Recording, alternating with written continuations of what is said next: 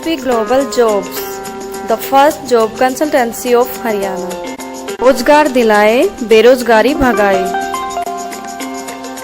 रेवाड़ी के PWD rest house में budget को लेकर भारतीय जनता पार्टी ने प्रेस वार्ता आयोजित की, जिसमें सांसद बोर्ड की चेयरमैन और पूर्व सांसद सुधा यादव ने प्रेस वार्ता को संबोधित किया। पेश है रिपोर्ट।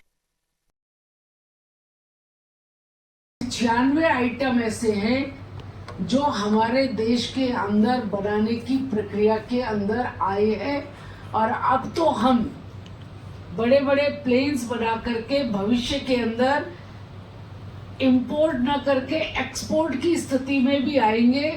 इस विजन के साथ में अपनी सेनाओं को मजबूत करने की दृष्टि से बजट का एलोकेशन करना, ये इस बजट के अंदर काम किए गए हैं। एक भी क्षेत्र ऐसा नहीं बचा जिस क्षेत्र के अंदर 2047 के भारत को विकसित भारत बनाने के लिए जो बजट हमको चाहिए, जिसकी नींव हमको रख करके आगे बढ़ना है, वो इसके अंदर न की गई हो, ऐसा कहीं पर भी नहीं बना है। ऊर्जा की सुरक्षा की दृष्टि से लोन दे करके और सोलर एनर्जी और सोलर पावर को बढ़ावा देने के लिए घरों में भी सोलर पावर बने और बिजली का उत्पादन करने में हम सक्षम हो पाए, अपनी जरूरतों को पूरा करें, इसके लिए भी बजट एलोकेट किया और गरीब लोगों को भी इसमें सरकार की सहायता से सोलर प्लांट लगा करके उनके घरों में बिजली पहुंचाने का भी प्रावधान इसके अंदर किया गया है। विभिन्न क्षेत्रों के अंदर रिसर्च, डेवलपमेंट और इनोवेशन के लिए भी इस सरकार ने इस बजट के अंदर प्रावधान किया है और बहुत सारे रिफॉर्म्स जो देश के अंदर होने हैं अगली पीढ़ी के लिए, उनको भी ध्यान में रखते हुए हमने रिफॉर्म्स की दिशा में भी आगे काम किया है। कौशल प्रशिक्षण के लिए 1.48 लाख करोड़ रुपए का भी प्रावधान किया गया है। प्रशिक्षण देने के लिए भी महिलाएं जो काम करती है उनके लिए और अधिक हॉस्टल्स बन सके, इसके लिए भी सरकार ने प्रावधान किया है। कहने का तात्पर्य ये है कि सामान्य जन का जीवन स्तर आगे बढ़ सके, हर घर को जल, नल और हर व्यक्ति को घर मिल सके, इस दिशा में भी काम किया। सीमाओं की सुरक्षा के लिए आवश्यक चीजों को बनाने का भी काम किया। हमने अपनी नीतियों के अंदर जो स्टार्टअप इंडिया का विचार किया था, उस स्टार्टअप इंडिया को आगे बढ़ाने के लिए भी बजट का प्रावधान किया है और आज देश के अंदर 1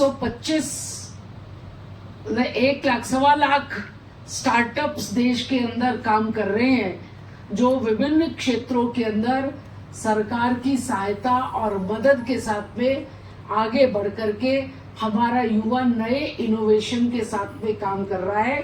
तो ये समग्र विकास का एक बजट है जिसमें सब वर्ग का ध्यान रखते हुए इस बजट को बनाया गया है और मुझे लगता है कि ये जो बजट हमारा आया है, ये बजट भविष्य के लिए एक अच्छी नींव रखा गया है और इसके माध्यम से आने वाले समय में देश के अंदर और अधिक विकास होगा और रोजगार परक योजनाएं हमारे सामने आएंगी।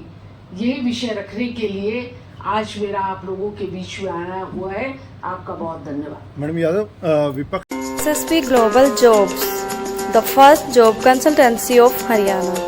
रोजगार दिलाए, बेरोजगारी भगाए। बिहार, आंध्र जैसे राज्यों को विशेष तरजीह दी गई है।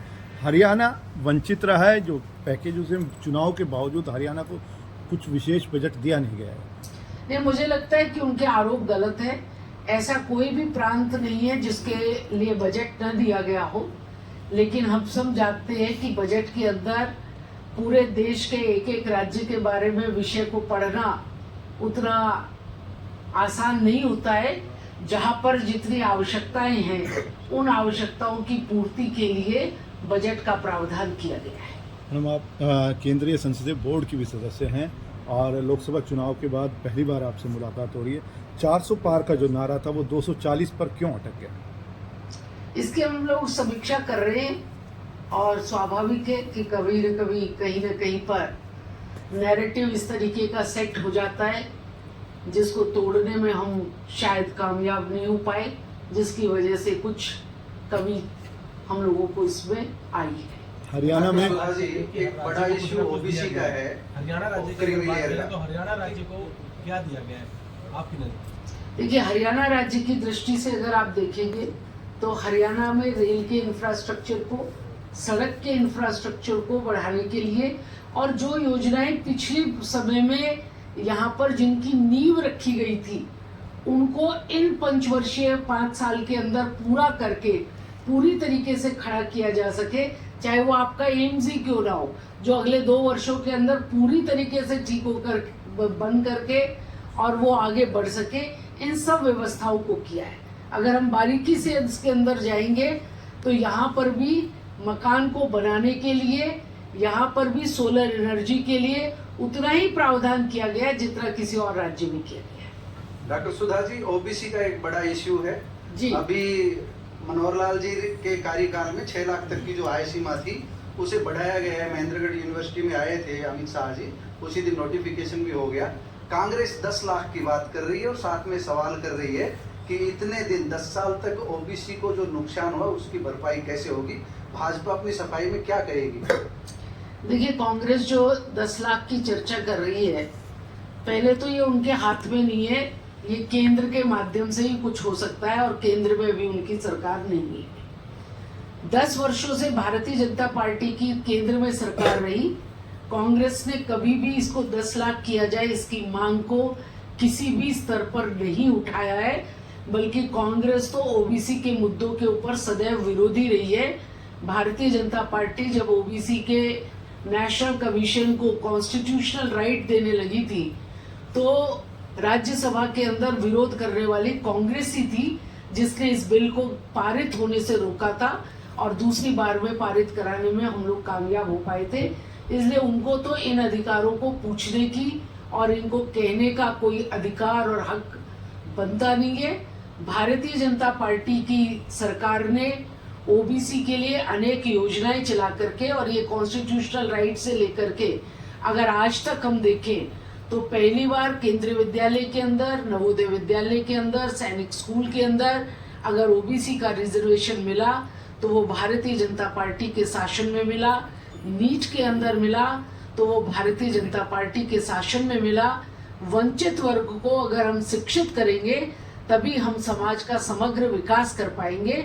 इसके नाते भारतीय जनता पार्टी की सरकार काम कर। हमारी इसी में एक जिज्ञासा है, डॉक्टर सुधा यादव पिछड़ा वर्ग आयोग की सदस्य रही, क्या उस समय मनोहर लाल के सामने, हरियाणा सरकार के सामने आपकी तरफ से भी कोई प्रतिवेदन गया था? आप जगह जगह गई थी उस दौरान, क्या आपकी तरफ से इस आशय का कोई पत्र गया था कि पिछड़ा वर्ग की जो आय सीमा है उसमें कृषि आय न जोड़ी जाए, सर्विस आय नहीं जोड़ी जाए और इसको 8 लाख किया जाए?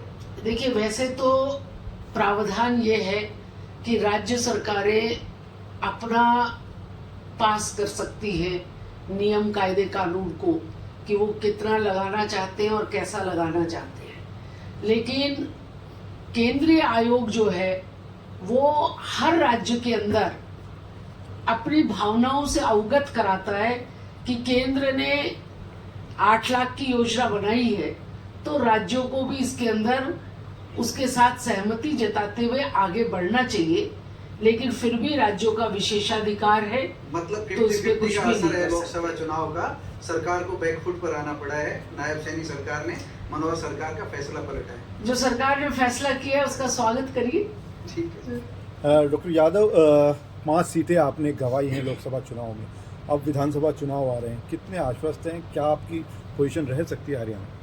5 सीटें गंवाने के बावजूद भी अगर हम विधानसभा की सीटें देखें, SSP Global Jobs, the first job consultancy of Haryana.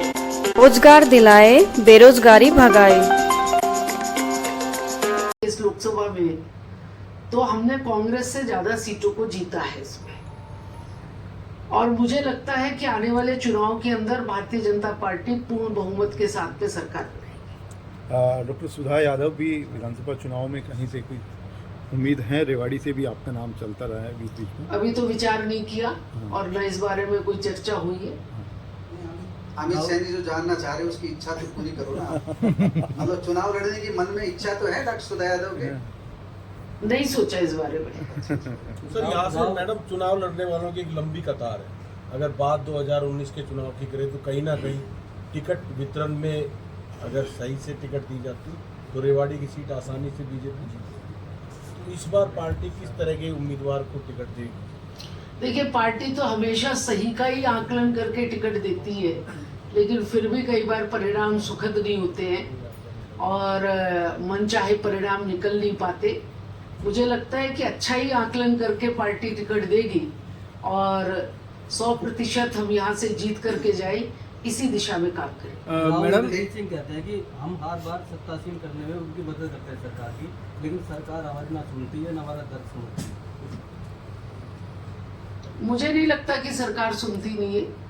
Haryana के अंदर भारतीय जनता पार्टी की सरकार ने हरियाणा एक हरियाणवी एक का नारा देते हुए आदरणीय प्रधानमंत्री जी के उस नारे को सबका साथ, सबका विकास और सबका विश्वास, इसको आगे बढ़ाया है और हर क्षेत्र का समग्र विकास करने में उन्होंने काम किया है। मैडम 7 सीटें मांग रहे अपनी बेटी के लिए मांग रहे।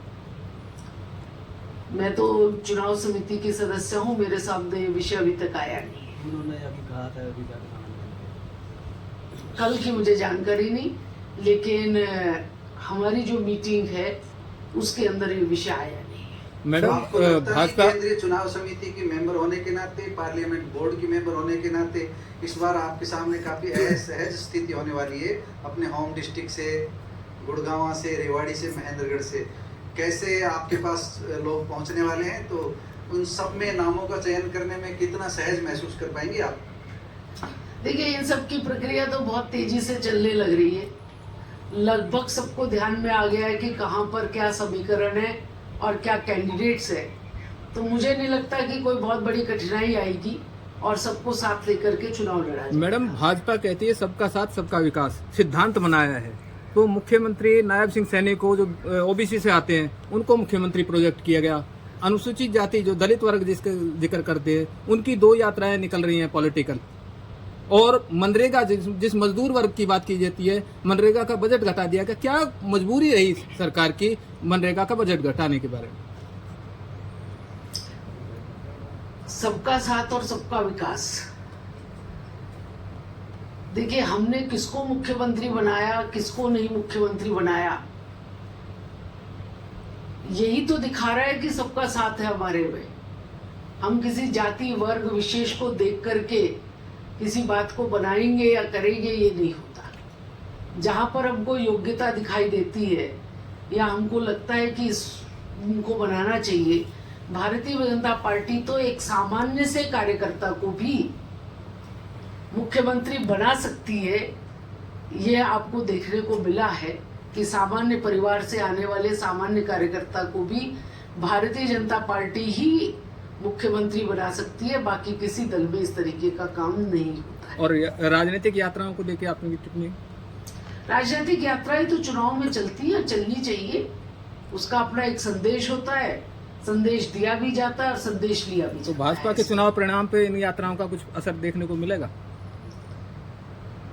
यात्रा चालू होगी तब इसका समीकरण समझ में आएगा। नहीं, एक यात्रा हरियाणा मांगे हिसाब चल रही है, एक संदेश यात्रा अम्बाला से शुरू हुई है। दोनों यात्राओं को विधानसभा चुनाव के संदर्भ में किसका हिसाब मांगेगा हरियाणा? मैं तो ये जानना चाहती हूँ कि किसका हिसाब मांगेंगे। 10 साल उनकी सरकार थी, वो पहले अपना श्वेत पत्र जारी करके हिसाब दे और फिर दूसरे की चर्चा करे। और भारतीय जनता पार्टी का तो हर कार्यकर्ता हिसाब देने के लिए तैयार बैठा है। महेंद्रगढ़ की 4 विधानसभा और जैसे भिवाड़ी की 4 विधानसभा, लेकिन गुड़गांव के जो लोकसभा क्षेत्र है उसमें 2 विधानसभा जो है आरक्षित की गई है। कल मुख्यमंत्री अपने राविंद्र सिंह ने कोसले में कहा है अब हमारे साथ ये भेदभाव क्यों, हमारे क्षेत्र की सीटें जो आरक्षित क्यों की गई है? ये तो जो डिलिमिटेशन आयोग आता है और डिलिमिटेशन आयोग आता है उस समय इन चीजों का निर्णय होता है और उस समय सबका अधिकार होता है कि वो अपने विषय को जाकर के वहां पर रखे। ओपन हियरिंग भी इसके अंदर होती है, तो मुझे लगता है कि अब इसके ऊपर चर्चा करने की आवश्यकता नहीं, क्योंकि दोबारा डिलिमिटेशन का समय आ चुका है।